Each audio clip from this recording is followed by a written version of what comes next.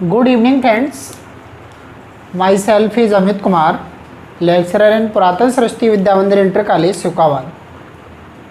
Friends, मैं class 10th math करा रहा हूँ और इसमें हम त्रिकोणमिति को सॉल्व कराते हुए 8D एक्सरसाइज तक हम दे चुके हैं, लेकिन संभवतः उस दिन मैंने ये कह दिया था एक्सरसाइज फिनिश हो गई है, लेकिन मैंने पलट के नहीं देखा था। इसके 5 क्वेश्चन और बचे हुए हैं, पहले उन्हें सॉल्व कराते हैं, उसके बाद आगे बढ़ेंगे, ठीक है।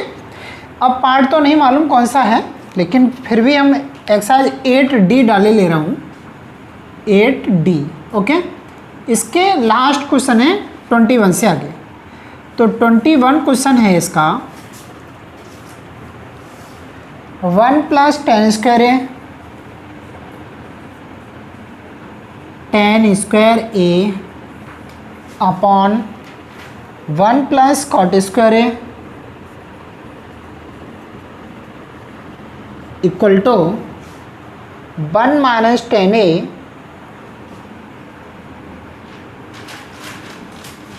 अपॉन 1 - cot a, इसके ऊपर होल वर्ग इक्वल टू tan स्क्वायर है, ठीक है।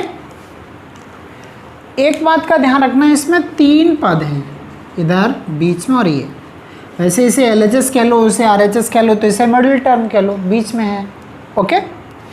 तो चलिए मैं इसे सॉल्व कर रहा हूँ। इसका LHS लिया 1 + tan स्क्वायर है अपॉन 1 + cot स्क्वायर a। देखना है हमें ये प्रूव करना है 1 - tan a का होल वर्ग अपॉन 1 - cot a का होल वर्ग। जरा एक बार देखिए, यदि मैं इसका वर्ग खोल के देखूं, पहले मैं इसकी बात बाद में करूंगा, चूंकि मुझे लाना ये है, ठीक है। तो मैं ये सोच रहा हूँ कि मैं इसको जब खोला होगा उसने तो क्या लिखा होगा 1 + tan square a - 2 tan a, यहाँ लिखा होगा 1 + cot square a - 2 cot a, यही तो लिखा होगा। अच्छा एक बात देखना, जैसे मान लो यहाँ लिखा 1 + tan square a + 2 tan a upon नीचे 1 + tan square a + 2 cot a, ठीक है, ये है। लेकिन एक बात आप विशेष तौर पर ध्यान में रखें इस बात को कि ये चीज़ तो हमारी ये है, ये तो इसमें है भी नहीं, इधर भी नहीं है, तो यदि मैं ये ऐड करूँगा तो उतना ही घटाना भी पड़ेगा, जितना जोड़ूंगा उतना ही घटाना भी पड़ेगा, ठीक है। चलो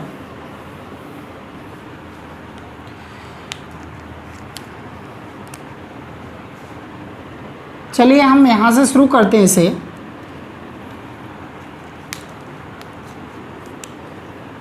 वन + tan स्क्वायर a, ठीक है,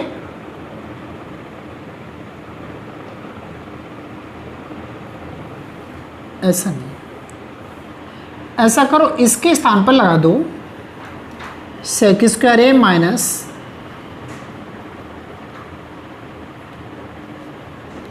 तो भी नहीं बनेगा, sec square a - tan square a + tan square a upon sec square a cosec square a - cot square a + cot square a।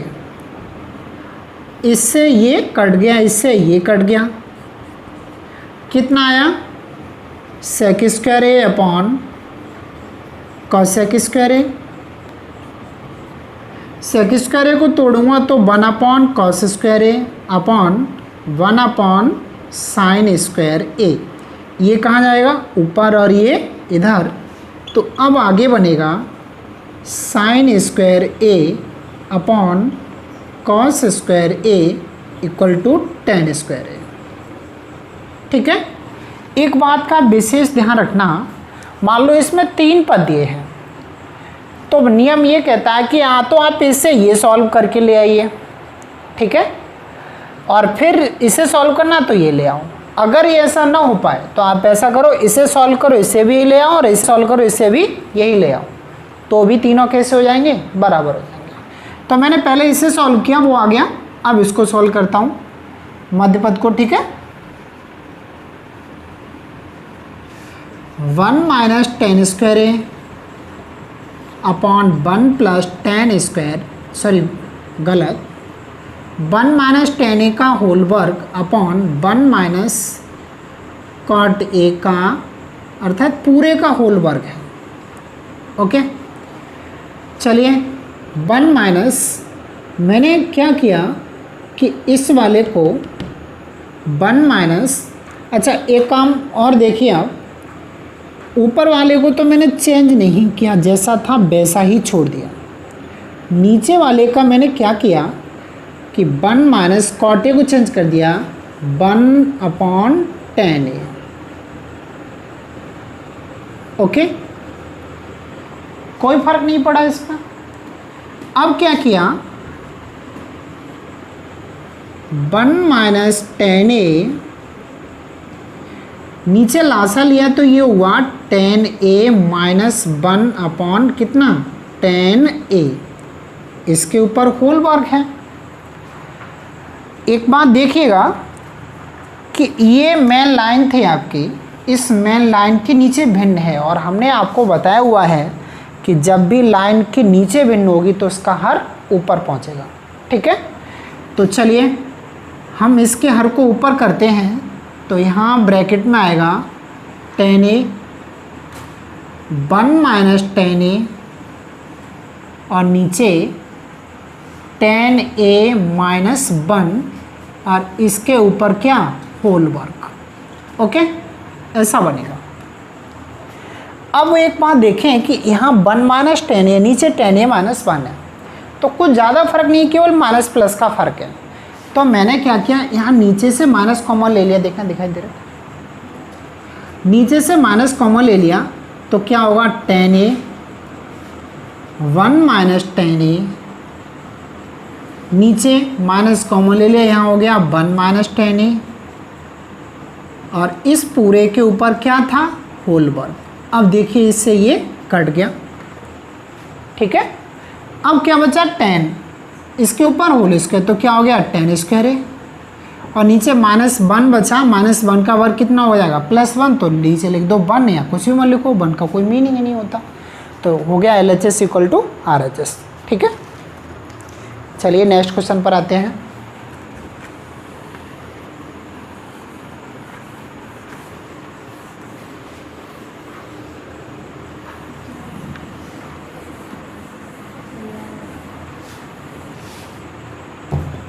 हाँ भाई, नेक्स्ट क्वेश्चन आपका sec a plus 10a, sec a plus 10a, फिर है 1 minus sine A, 1 minus sine ए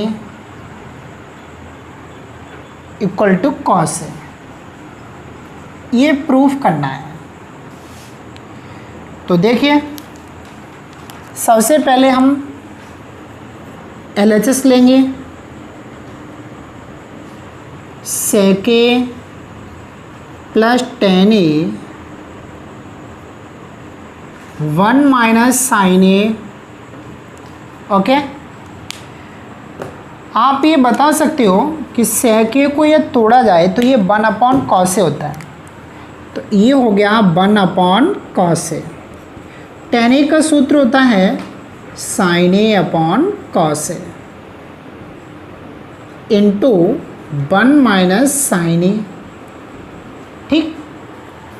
इसका मैंने LCM ले लिया, तो यहाँ एलसीएम कितना आएगा कॉस ए, तो यहाँ हो गया 1 plus sine a into 1 minus sine A.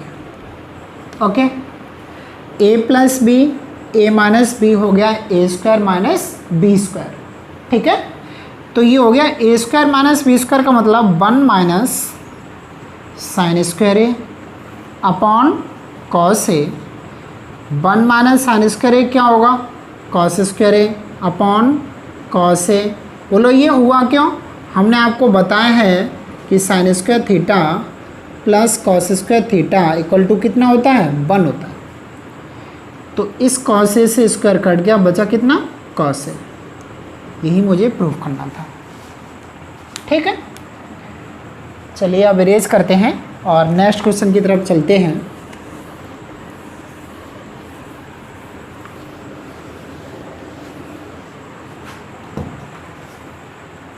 Question 23 है इसका, 23 देखिए, 1 upon sec A minus tan A minus 1 upon cos A equal to 1 upon cos A minus 1 upon sec A plus tan A. अच्छा question है ये।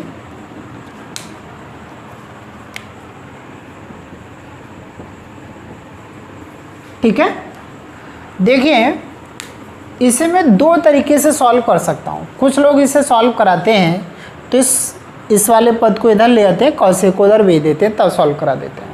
ठीक है, मैं चाहूँ तो इसे ऐसे भी कर सकता हूँ, या फिर आप कॉस ए को उधर भेज लो, उसको इधर ले आओ, बाकी बचे उसको प्रूव कर दो, एक ही बात है, चाहे कैसे भी कर लो। ठीक है, तो चलिए हम प्रूव करते हैं। देखो हमने क्या किया, इस वाले पद का यही, सॉरी पहले LHS लीजिए, 1 upon sec A minus tan ए। ठीक है, फिर आगे माइनस 1 अपॉन कॉस ए। ओके, देखें हम, हमने क्या किया कि इस वाला ये जो टर्म है ये इधर का, हमने यहीं पर इसका रेशनलाइज कर दिया था, परमीकरण कर दिया। तो 1 अपॉन इधर का परमीकरण करेंगे तो सेक ए प्लस टेन ए का मल्टीप्लाई करना पड़ेगा। नीचे क्या होगा, सेक A minus tan A multiply किसका, सेक A plus tan A. Okay, फिर minus 1 upon cos a, 1 upon cos ए को हम क्या लिख सकते हैं, सेक ए, 1 अपॉन कॉस सेक होता है। अब आगे क्या हुआ, सेक A plus tan A upon नीचे हो गया सेक स्क्वायर ए माइनस टेन स्क्वायर ए, तो सेक स्क्वायर ए माइनस टेन स्क्वायर ए माइनस क्या, सेक ए। ठीक है, अब आगे देखिए, जैसे ही मैंने ये किया, अब क्या होगा, ऊपर तो बनाइए सेक ए प्लस टेन ए, नीचे वैल्यू हो गई 1 माइनस सेक ए। ठीक है, अब क्या हुआ, सेक ए, इसको तो मैंने यहीं छोड़ा, फिर आगे बढ़े।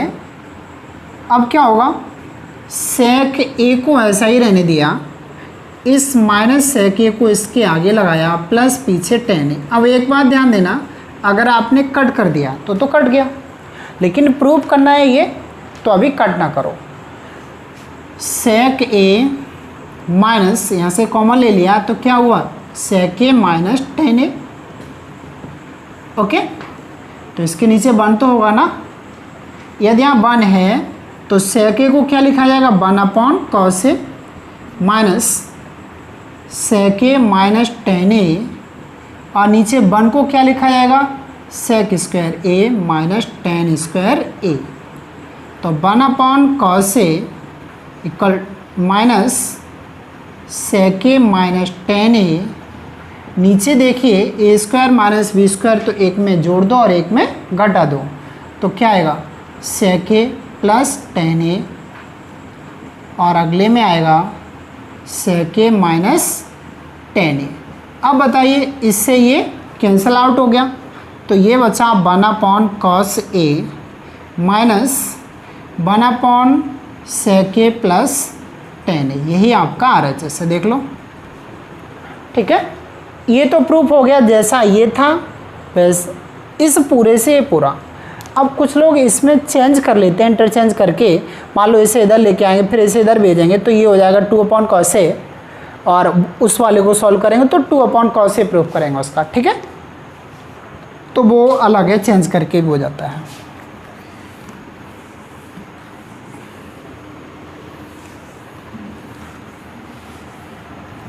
चलो भाई नेक्स्ट पर आते हैं।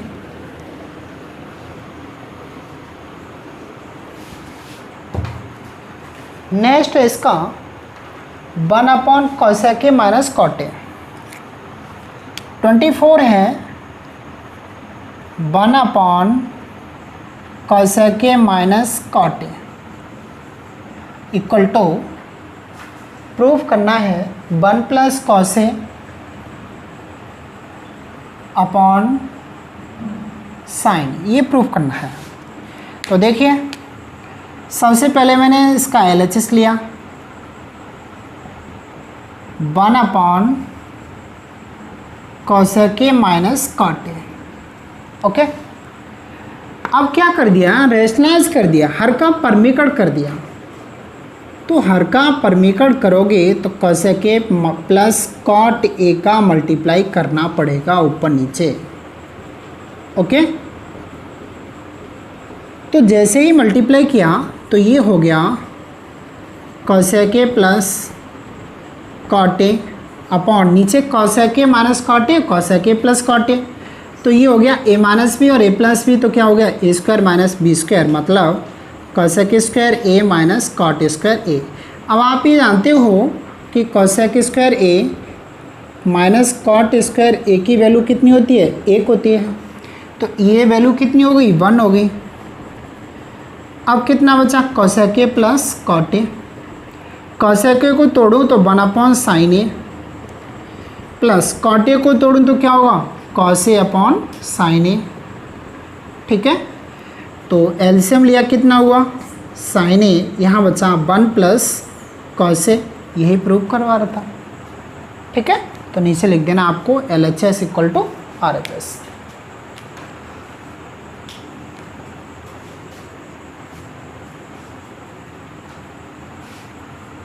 चलिए भाई नेक्स्ट पर आते हैं, लास्ट क्वेश्चन एक्सरसाइज का।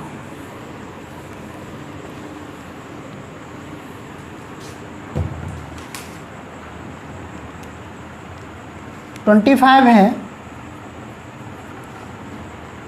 1/1 minus cos a plus 1/1 plus cos a equal to 2 cosec square a। ये प्रूफ करवा रहा है। तो देखिए बहुत सिंपल क्वेश्चन है, LHS लीजिए इसका। तो LHS इसका क्या होगा 1/1 minus cos a plus 1/1 plus cos a, LCM लिया जाएगा तो क्या होगा 1 माइनस cos a और 1 प्लस cos a, यही तो होगा ना। इसका मल्टीप्लाई इधर करोगे तो यहाँ क्या आएगा 1 प्लस cos a, इसका मल्टीप्लाई इधर करोगे तो यहाँ आएगा 1 minus cos a, cos a से cos a कट गया, 1 और 1 कितना हो गया 2, a minus b a plus b हो गया a square minus b square, तो ये हो गया 1 माइनस cos स्क्वायर a। अब आप ये जानते हो कि 2/1 माइनस cos स्क्वायर a क्या होता है साइन स्क्वायर a। ओके, तो ये मैं लिख सकता हूँ 1 sine square a, 2 into 1 sine square a, और 1 साइन क्या होता है cosec, तो ये हो गया 2 cosec स्क्वायर a। ओके, हो गया पूरा, एक्सरसाइज फिनिश हो गई है। चलिए हम कुछ एक अच्छे क्वेश्चन मैं तुम्हें बता रहा हूँ, हार्ड भी हैं और आसान भी है। देखो एक सिंपल सा क्वेश्चन है, आर डी शर्मा में है 10th क्लास में ही, और कभी कभार आ जाता है। बहुत सिंपल है, बहुत अच्छा क्वेश्चन है, लेकिन आपको देखने से लगेगा पता नहीं कितना कठिन है। तो चलिए मैं दिखाता हूँ आपको। एक क्वेश्चन है ये आर डी शर्मा में, 10 बनन्स into 10 2s into 10 3s into 10 4s into 10 5s into 10 6s into 10 7s into dot dot 1089। गौर करिएगा, आपके सामने ये 10 बनन्स 10 2 10 3 10 4 10 5 10 6 10 7 डॉट डॉट 1089 है। और आपने क्वेश्चन पढ़े हैं ऐसे कि अगर कहीं लिखा हो 10 30 इंटू 10 45, तो आप क्या करते हो, इसकी वैल्यू लगा देते हो 1/√3 मल्टीप्लाई इसकी वैल्यू कितनी 1, तो इसका आंसर आ जाता है 1/√3। ओके, लेकिन ध्यान रखना हमने वैल्यू बताई है आपको 30 45 60 और 90 की। इनके अतिरिक्त आप किसी की वैल्यू नहीं जानते। अभी मान लो 15 की निकालना बता दूंगा तो सीख जाओगे, लेकिन हमें इसमें वैल्यू किसी की नहीं रखनी है, वैल्यू किसी की भी नहीं रखनी है, फिर भी इसकी मान पूछेगा। एक क्वेश्चन और आता है, ज़रा देखिए, आता है कॉस बनन्स, cos 2s, cos 3s, cos 4s, cos 5s dot dot cos 179s। अर्थात ये एक पद नहीं है, ये कितने टर्म है, कितने संख्या पद लिखे हुए हैं, 1 2 3 4 5 6 7 डॉट डॉट कितने 89, इसका मतलब 89 टर्म है। और ये कितने हैं, cos 1 cos 2 cos 3 cos 4 cos 5 dot dot 179, इसका मतलब ये कितने टर्म है 179। लेकिन जो सॉल्व करने वाला है वो तो बड़ी आसानी सॉल्व कर देगा, लेकिन कुछ लोग देखते ही कहेंगे अरे है क्या, मेरे तो समझ में नहीं आ रहा। लेकिन अपना थोड़ा दिमाग लगाना, मेरे साथ प्रयोग करना। चलो मैंने यहाँ लिखा, इसे सॉल्व कर रहा हूँ, 10 1 इंटू 10 2 इंटू 10 3 इंटू 10 4 इंटू 10 5। जरा बताना 10 5 के बाद अगला कितना क्या आएगा, 6 फिर 7 फिर 8 फिर 9 10 11 12 13 डॉट डॉट डॉट डॉट। एक जगह आप बता सकते हो क्या, एक जगह 10 45 आएगा, अरे आएगा ना, कन्फर्म आएगा, क्योंकि 1 2 3 4 5 बढ़ते हो जाएंगे 89 तक, तो एक स्थान पर 45 ज़रूर पड़ेगा ना। अच्छा 45 के बाद क्या आएगा आगे, 46 डॉट डॉट, फिर आगे क्या आएगा, 46 को हम नहीं लिख रहे हैं, हम डॉट डॉट कर रहे हैं। एक जगह क्या आएगा बताना, यहाँ पर 1089 है, तो इससे पहले आया होगा क्या 1088 आया होगा ना, उससे पहले क्या आया होगा 1087, उससे पहले क्या आया होगा 1086, फिर उससे पहले क्या आया होगा 1085, ऐसे टर्म आए होंगे। अरे तभी तो 1089 मिलेगा। 85 से भी पहले क्या होगा 84, उससे पहले 83, उससे पहले 82, उससे पहले 81, उससे पहले 80। तो अब एक बात सोचो, मैंने अच्छा अब 89 तक की अगर कोई बात कर जाए तो 89 टर्म में 44 अर्थात 45 बीच में है, 45 के ठीक पहले 44 टर्म है, और 45 के ठीक बाद भी कितने टर्म है 44 ही टर्म है। ठीक है, तो चलिए 10 1 10 2 10 3 10 4 डॉट डॉट 10 45 डॉट डॉट 1086।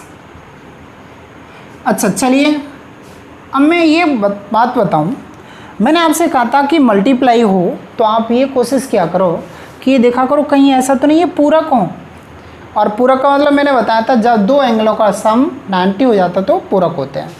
गौर करना ज़रा, 1 को हम इससे मिला दें तो 89 और 1 ऐड कर दिया जाए तो कितना हो गया 90 पूरा हो गया, पूरक हो गए। और इसे भी हम किससे मिला दें, 88 से मिला दें तो ये दोनों भी पूरक हो गए। इसे किससे मिला दिया जाए, 87 से, इसे किससे 86, इसे किससे 85। ठीक है, तो 10 जो 6 होगा वो किससे मिलेगा, 84 से। 10 7 किससे मिलेगा, 83 से। 10 8 किससे मिलेगा, 82 से। 10 9 किससे मिलेगा, 81 से।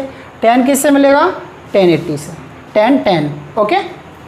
अच्छा, तो मैंने क्या किया, 1045 के आगे के सारे टर्म जैसे थे वैसे ही छोड़े और पीछे के सारे टर्मों को मैंने चेंज करना शुरू कर दिया।